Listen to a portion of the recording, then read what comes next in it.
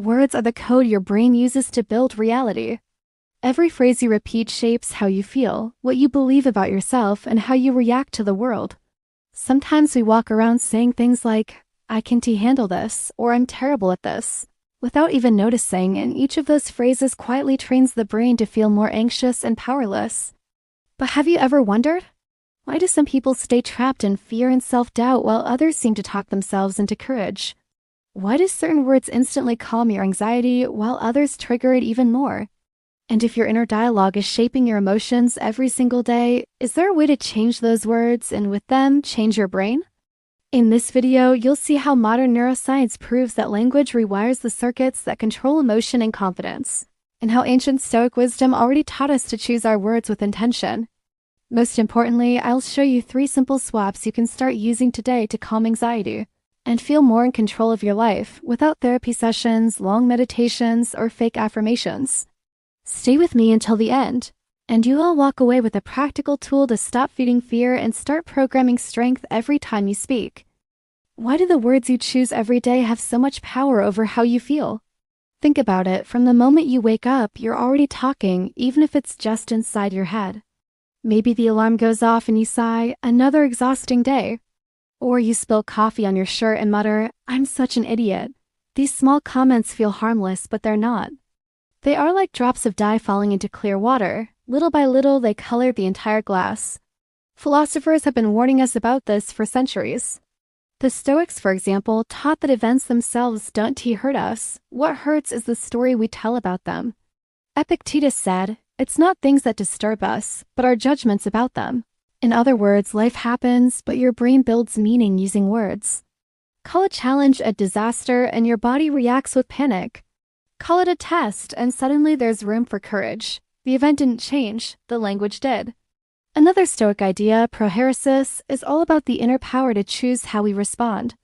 You can't always stop feelings or first reactions, but you can decide what story you attach to them. Imagine anger knocking at your door. The first impulse is automatic. But the words you speak to yourself, "I'm doomed," or "I can handle this," shape whether anger takes over or passes by. That's prohairesis in action. You reclaim authorship of your inner script. Even outside the Stoics, philosophers have noticed this link.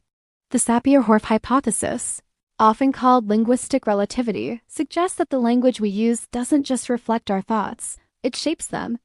If your inner vocabulary is filled with impossible, hopeless, worthless, your mind literally filters life through that lens. It's like wearing glasses tinted with fear and limitation. Change the words and the tint shifts. Suddenly, possibilities appear where before there was only threat. Think about the phrases people casually repeat. "I'm broken." "Nothing ever works out." "I can't do this." Each one is like a command whispered into the brain. Over time, those commands become beliefs. And beliefs are not just ideas, they're the blueprint for how your nervous system reacts. No wonder a single word can spike your anxiety or calm it down in seconds.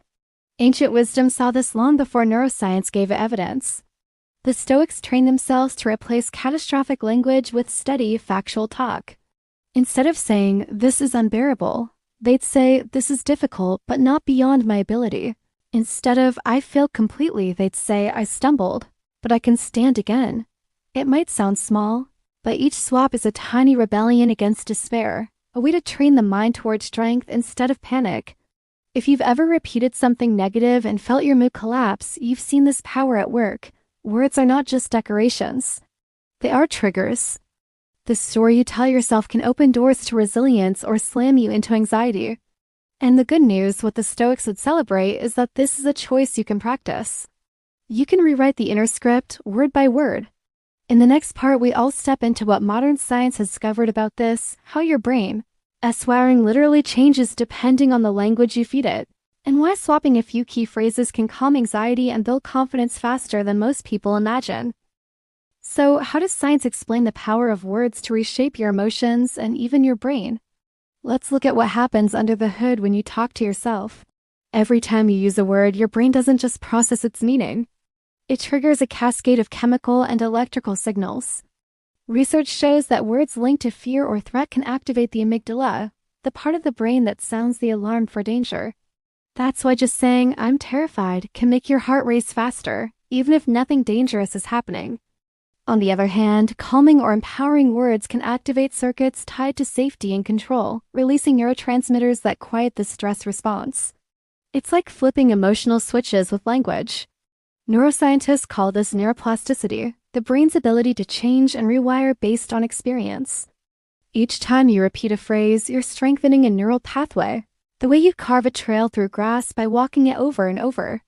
Negative self-talk is like taking the same dark path every day. Soon it's the easiest route your brain knows. But when you deliberately use new, empowering language, you're forcing your brain to build a brighter path, and with enough repetition, that becomes the default. There's also fascinating evidence about linguistic relativity. Studies show that the language we use influences how we perceive time, space, and even emotions. If your inner talk is built around threat and helplessness, your brain gets better and faster at spotting danger, sometimes even when none is there. But when you change the vocabulary, you shift perception. Suddenly, what once felt impossible begins to feel manageable, and that directly impacts mood and confidence.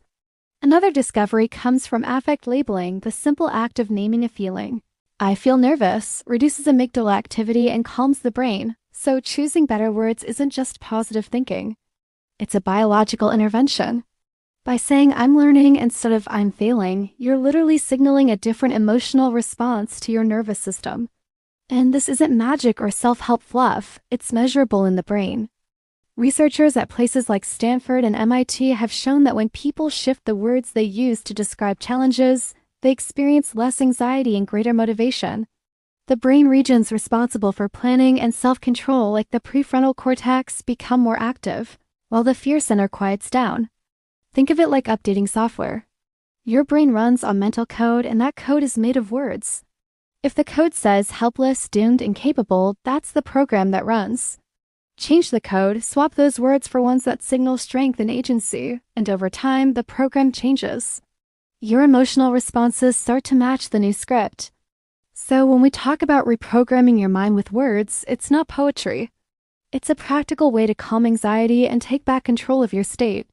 And you don't need years of therapy to start. Even small, consistent changes can tilt the brain towards safety and confidence. Stay with me because in a moment I'll teach you a simple, actionable exercise. 3 powerful word swaps you can start using tonight to calm anxiety and feel stronger. They're easy, fast, and backed by real science.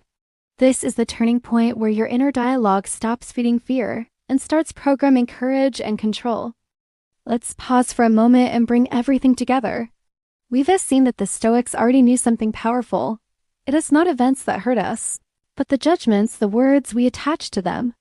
Epictetus taught us that we can choose our response through prohairesis, reclaiming authorship of our own inner script.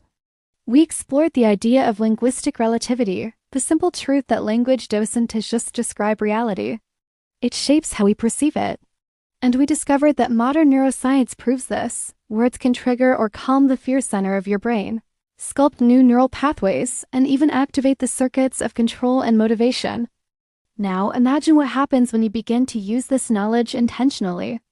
Picture yourself waking up and facing a challenge, maybe a tough meeting or an uncertain day, but instead of thinking, I can.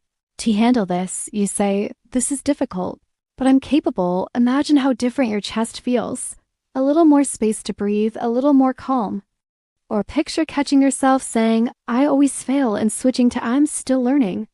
The wave of shame slows. Your nervous system softens. Your brain starts coding a different future for you. This is not about faking happiness or pretending everything's fine. It's about reclaiming the steering wheel of your inner dialogue. And every time you choose a better word, you take one small step away from anxiety and one step toward confidence. Now it's time for you to practice. Here's a simple exercise, just 3 swaps you can start tonight. When you catch yourself saying, I can't, replace it with I'm learning. When your brain whispers, I'm overwhelmed, try I'm prioritizing. When you think this is impossible, say this is challenging, but I can try. Do this out loud if possible. Hearing your own voice matters. And write the swaps somewhere you can see them. A note on your phone, a post-it by your bed.